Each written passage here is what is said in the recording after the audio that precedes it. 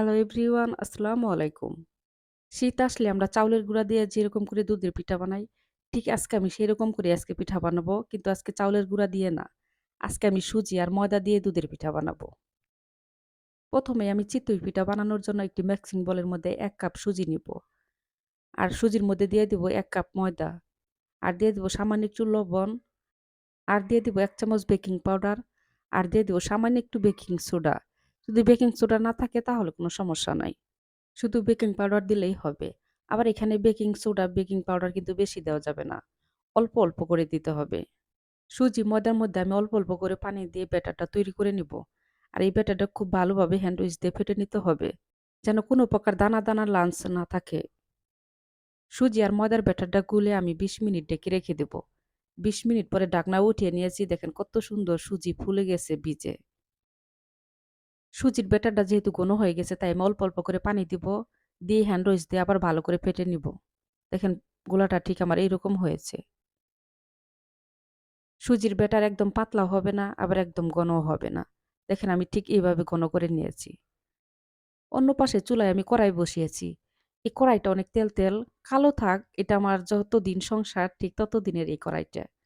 কালো হয়ে গেছে কিন্তু এই কড়াইয়ের মধ্যে সব ভাজি পোড়া পিঠা সবথেকে সুন্দর হয়। তাই আমি এই কড়াইয়ের মধ্যে এখন চিতই পিঠাগুলা ভেজে নিব। ১ম চিতই পিঠা দিছি, দেখেন কত সুন্দর ফুলে গেছে।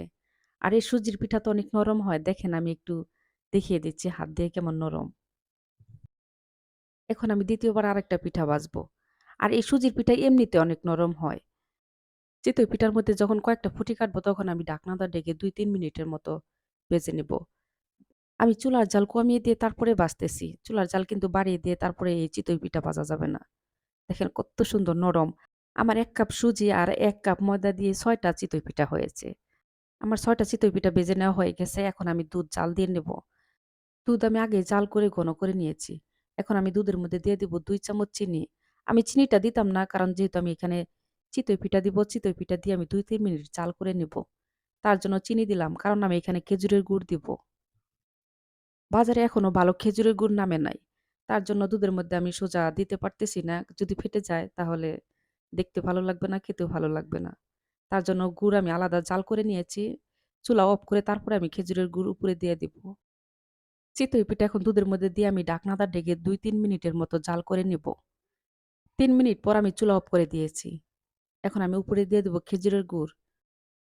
চিতই পিঠা দুধের মধ্যে দিয়ে ঝাল না করলেও চলবে। সুজির পিঠা তো এমনি অনেক নরম। কিন্তু তারপর আমি একটু জাল করে নিলাম। যারা সুজি দিয়ে দুধের পিঠা বানিয়ে খান নাই, তারা বাসায় খেয়ে দেখবেন, দেখবেন কত মজা লাগে। আমি যদি বেশি করে পিঠা বানাতাম তাহলে সারারাত ভিজিয়ে রাখতাম। যেহেতু আমি অল্প করে পিঠা বানিয়েছি, সবাই রাতে খাবে। দেখেন দুধের পিঠা ঠান্ডা হবার পর ২-৩ ঘন্টা পরে দেখেন কত সুন্দর দেখতে লাগতেছে। আর ভিজেও একদম ফুলে গেছে। সবাই ভালো থাকবেন। আল্লাহ হাফেজ।